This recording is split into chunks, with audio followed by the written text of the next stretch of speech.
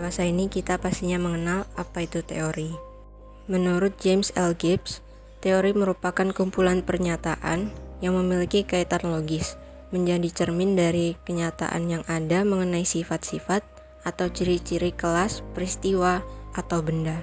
Dalam sosiologi, terdapat dua hal yang mendasar dan mendukung munculnya teori-teori sosiologi.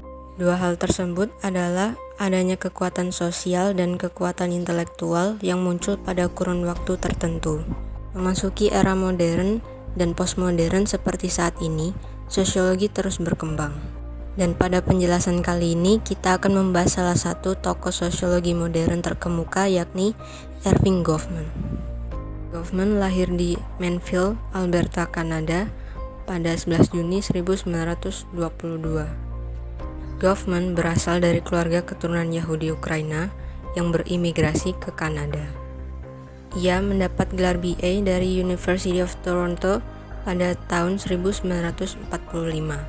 Kemudian melanjutkan pendidikannya dengan mendapat gelar MA dan PhD ia dapatkan dari University of Chicago pada tahun 1949 dan 1953.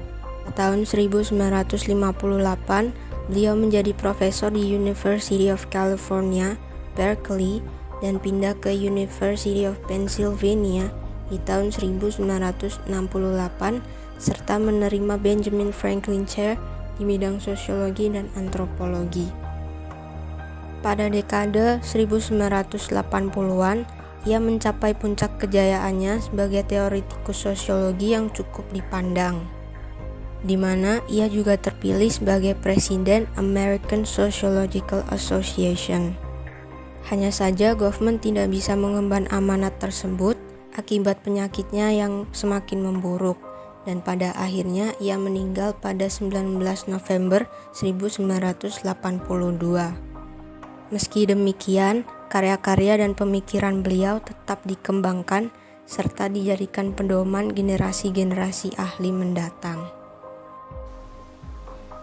Tulisan Goffman yang telah dibukukan adalah sebagai berikut.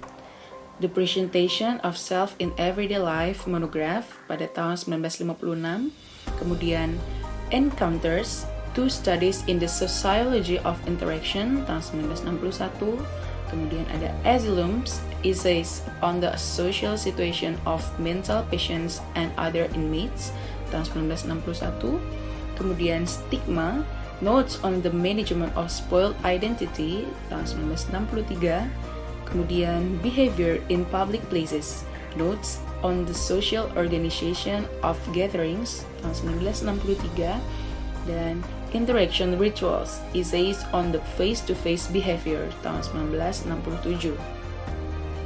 Strategic Interaction 1969, Relations in Public, Microstudies of the Public Order 1971, Frame Analysis, Essays on the Organization of Experience 1974, Gender Advertisements 1979. Teori dramaturgi.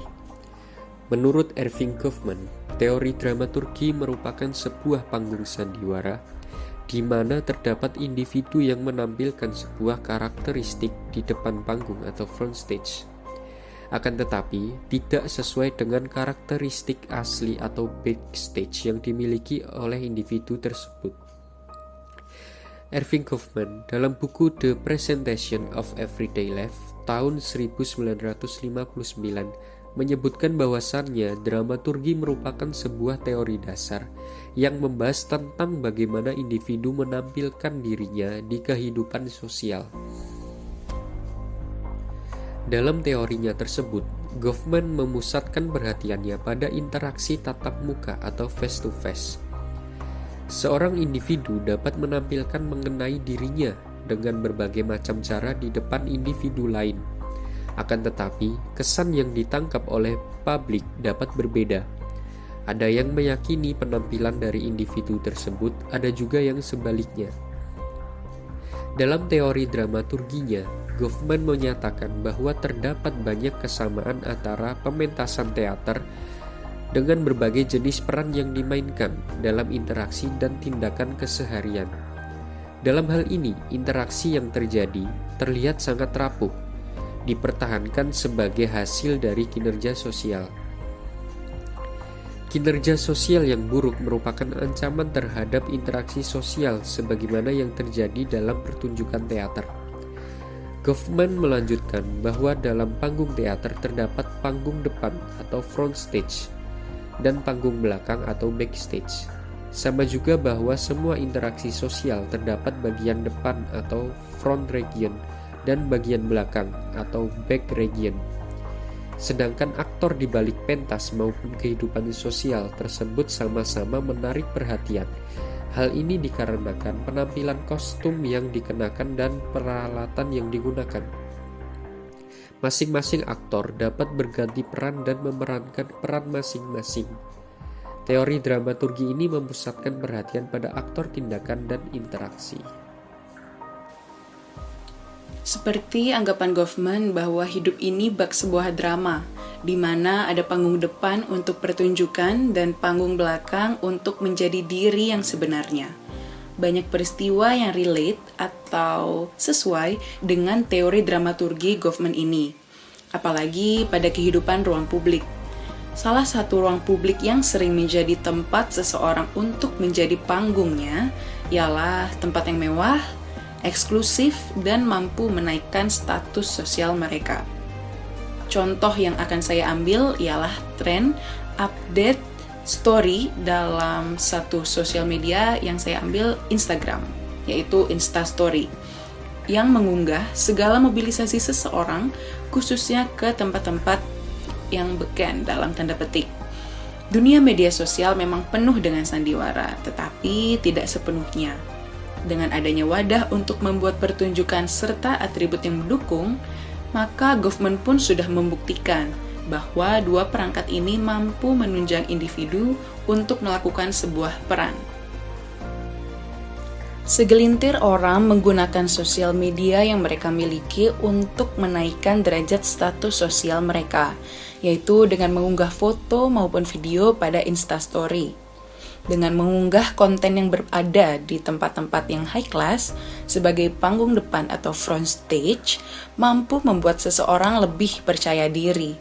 Sedangkan panggung belakang atau backstage dapat ditunjukkan pada saat tidak ada kamera atau pada saat seseorang tidak mengunggah Instastory-nya tersebut.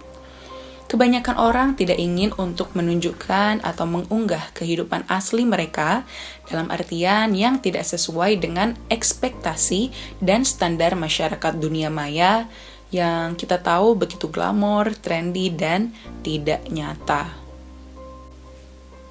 Implementasi lainnya mampu dilihat juga pada ruang publik yang lain, seperti salah satunya dunia politik.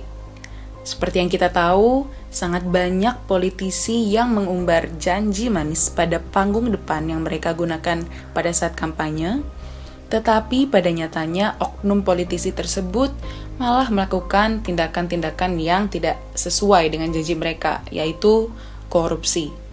Pada saat mereka menjabat suatu posisi yang strategis, yakni saat mereka tidak berada langsung dengan rakyat dan menjadi kaum elit.